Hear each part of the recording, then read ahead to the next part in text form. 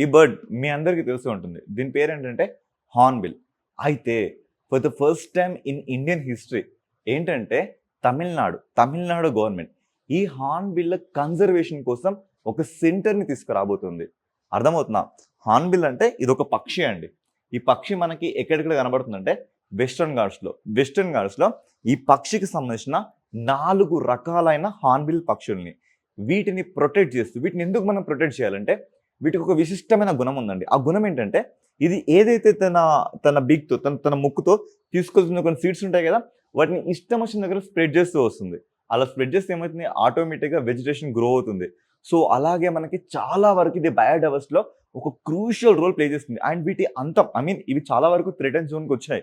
వీటిని కాపాడాలి, కన్జర్వ్ చేయాలి అనే ఒక గ్రేట్ ఇనిషియేటివ్‌తోని India's first hornbill conservation.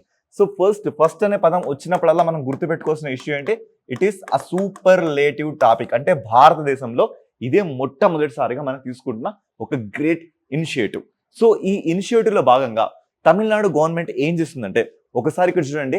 Yes, the Tamil Nadu government has initiative India's first centre of excellence for hornbill conservation. ఎక్కడ? Annamalai tiger reserve. ఎక్కడ?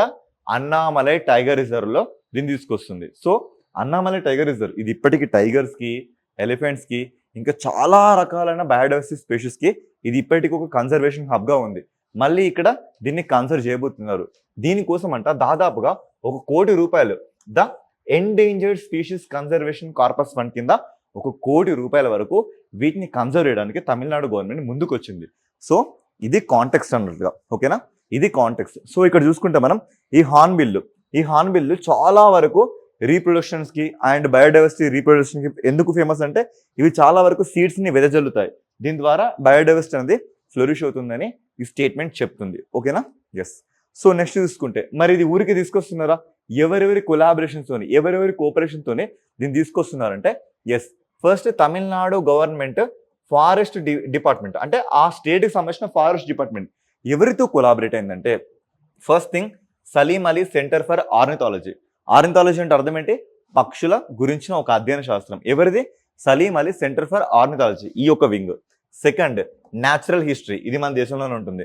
నెక్స్ట్ నేచర్ కన్జర్వేషన్ ఫౌండేషన్ ఇది ఒక సంస్థ. తర్వాత wild life institute of India ఇది ఎక్కడ ఉంటుంది? మనకి డెహ్రాడూన్లో ఉంటుంది. Next the international union for conservation of nature. So, final ఇదేంటి? ఇది IUCN.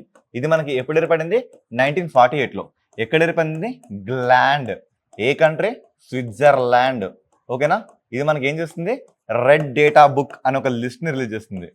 రెడ్ డేటా బుక్ అనే ఒక లిస్ట్ని రిలీజ్ చేసి ఏవి ఎక్స్టెన్షన్కి దగ్గరగా ఉన్నాయి, ఏవి థ్రెటన్ జోన్కి దగ్గర ఉన్నాయి అని చేస్తుంది. సో, తమిళనాడు గవర్నమెంట్ వీటి అన్నింటితోని కొలాబరేట్ అయింది. సో, ఫస్ట్ స్టేజ్లో చూసుకుంటే ఈ మన అన్నామలై టైగర్ రిజర్వ్ ఏంటి? మన అన్నామలై టైగర్ రిజర్వ్లో కన్జర్వ్ చేస్తుంది. ఇక తర్వాత పోను ఇది ఇంకెక్కడెక్కడికి వస్తుందంటే ఎస్, కలక్కట్ ముదంతురై అనే టైగర్ రిజర్వ్ చూసుకుంటుంది. సత్యమంగళం టైగర్ రిజర్వ్ని చూస్ చేసుకుంటుంది. తర్వాత parts of the Kanyakumari district. So, చెప్పాలి అంటే ఎంటైర్ తమిళనాడులో ఉన్న బయోడైవర్సిటీ మొత్తాన్ని ఈ హార్న్‌బిల్ కన్జర్వ్కి ఎవరు తీసుకుంటున్నారు? తమిళనాడు గవర్నమెంట్ తీసుకుంటుంది. ఇప్పుడు చూడండి నాతో పాటు రియల్ టైంలో దీన్ని. ఎస్, చూడండి ఒకసారి రియల్ టైంలో మనం మాట్లాడుకున్న అన్నామలై టైగర్ రిజర్వ్ ఇదే కదా?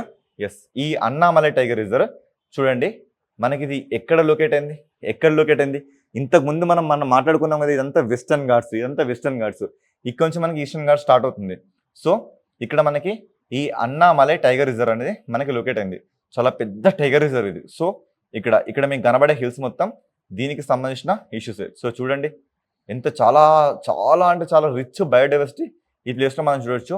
అండ్ ఇక్కడున్న కొండలు కూడా దాదాపుగా 2000 to 4000 మీటర్ హైట్ వరకు ఉంటుంది. ఇక్కడ మనకు కనబడే ఏంటంటే కేరళ ఈ రేంజ్లో మనకు కనబడే షోలా ఫారెస్ట్లు. ఓకేనా? ఇంకా మీరు ఇక్కడ వీటికి సంబంధించిన ఇమేజెస్ కూడా మీరు ఇక్కడ చూడొచ్చు. సో, చూడండి ఇంత బాగా చూసినాక మీకు ఎందుకు గుర్తుండదండి? మళ్ళీ రివిజన్ అవసరమా? మళ్ళీ చదవడం అవసరమా? మళ్ళీ బట్టి పట్టడం అవసరమా? ఒకే దెబ్బ ఒకేసారి సెటిల్మెంట్ జరిగిపోవాలి. సో, ఒకసారి చూడండి. సో, ఇలా ఇంత ఒకేసారి మీరు టైంని ఇన్వెస్ట్ చేశాక ఆ డేటా మీకు ఎందుకు గుర్తుండదండి? సో, ఈ రకంగా దీన్ని మీరు ఫీల్ అవ్వండి. ఇక నెక్స్ట్ మనం మాట్లాడుకున్న ఈ సత్యమంగళం కానీ లేదు అంటే మనం మాట్లాడుకున్న ఈ కన్యాకుమారి రేంజెస్ కానీ ఇవన్నీ ఏంటండి సో చూడండి ఒకసారి, కన్యాకుమారి రేంజెస్. దీని చుట్టుపక్కల చూడండి, ఇంత డెన్స్ ఆఫ్ గ్రీనరీ కనబడుతుందా లేదా మనకి? ఈ గ్రీనరీలో ఆబ్వియస్లీగా బయోడైవర్సిటీ రిచ్ ఎలిమెంట్లో ఉంటుంది కదా. సో అదే ఇక్కడ చెప్తున్న విషయం. ఓకేనా? ఎస్.